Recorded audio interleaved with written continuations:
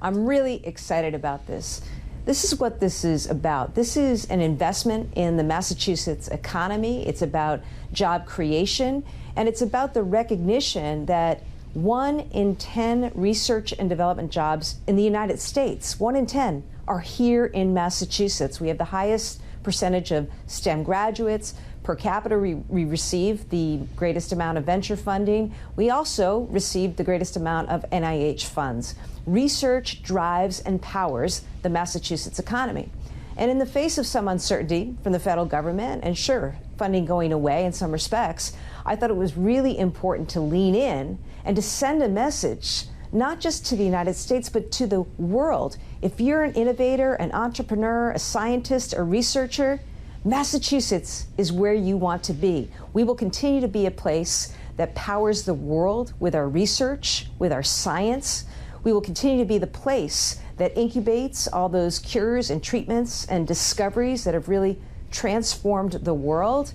And that is the message that I'm trying to send with this public investment in research, which we hope to leverage with additional private dollars to really make this thing go. I'm very excited about it and what it's going to mean, not just for Massachusetts, but for the United States. Well, Governor, that's what I wanted to ask you, as you talk about this being about job creation, but in some degree, if funding is going down, it also has to be about protecting existing jobs. So do you see the need here for this $400 million to actually grow to something much more substantial? Does that number need to get higher ultimately? Well, you know, Kaylee, I'd love to see it grow. It's also the case, let me just explain, when I talk about research jobs, know that for every research job here that is funded, that is supported, that is spinning off so many other jobs in construction, in real estate, in hospitality, in restaurants, and retail. Mm-hmm. So it's such an important catalyst for so much. And when I think about our incredible teaching hospitals, our colleges and universities, they've had funding hits, as you know, and that directly impacts economic growth and progress, not just for Massachusetts, but for the United States, because we're competing against China. China is the one who's looking to recruit our scientists and our researchers and those who are in our labs today. I want those folks staying in Massachusetts, staying in the United States, and I want them to continue to be part of what has been so essential to American GDP and growth and dominance around the world. I guess my question for you in this case, Governor, is would this be necessary if the federal government maintained the funding that Massachusetts was already enjoying? Or was this something that you wanted to reach for beyond the federal funding that you've seen come into Beacon Hill and do something more for research in Massachusetts? Was this idea underway before President Trump and the DOGE and the cuts? Well, I'll say that the DOGE and the NIH cuts certainly put a focus on this and not only the primacy of research here, but the need now to make sure that is really supported.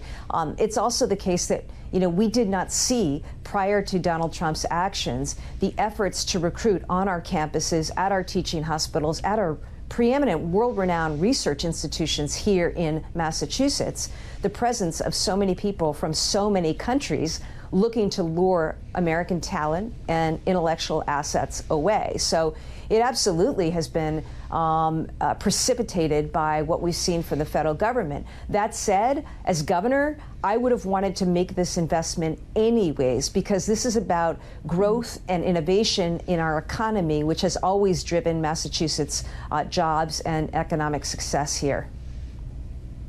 Governor, as you well know, President Trump and his administration are in a bit of a battle with Harvard University specifically, and there has been reporting in recent days that Harvard is looking to spend, or open to spending at least, up to $500 million to settle with the administration. A group of House and Senate Democrats have now sent a letter to Harvard suggesting there will be a rigorous investigation if the school ultimately cuts a deal such as that. What would you advise Harvard to do here? Well, I haven't spoken with Harvard about this, and my hope is Harvard will make a decision that is in the best interests of academic freedom. I think that's really important and central to American higher ed. So we'll see how that goes. But, I have expressed my concerns about what the Trump administration has done in weaponizing, whether it's DOJ or other things against Harvard and other universities in an attempt to essentially silence critics, silence academic freedom. And, you know, that's just, to me, un-American. Governor Healey, you've been pretty outspoken about your opposition toward the president's tariff regime as well.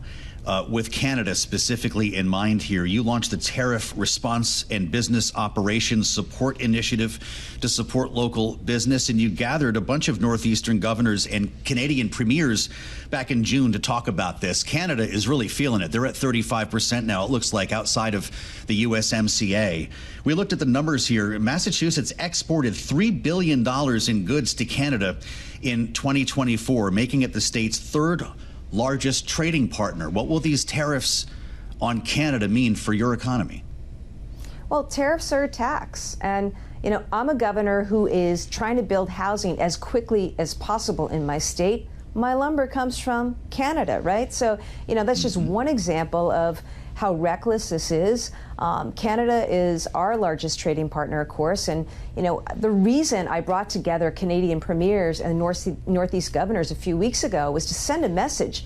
We are your friends. We are your allies. We want to continue to do business with you. We want to continue to structure energy deals and, you know, support tourism and support trade. I mean, it is so integral to our economies on both sides of the border. So, you know, it's terribly disappointing, terribly frustrating to see the president continue to hammer on our great friend to the north.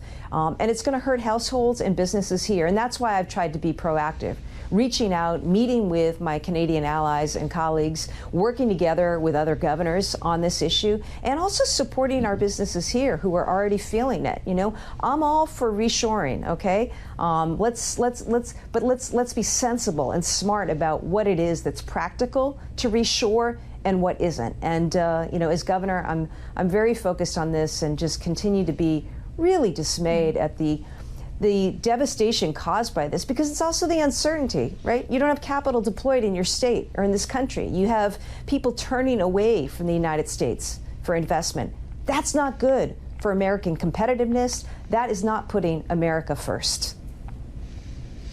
Well, when we consider the uncertain nature of the president's tariff policy, knowing how frequently, Governor, that they have changed or deadlines have moved, is it so simple for businesses in Massachusetts? The tariffs go away. OK, great. We can make a different decision. Or do they have to think differently about that? I just wonder to what extent the impact will be permanent regardless of the decisions of the president.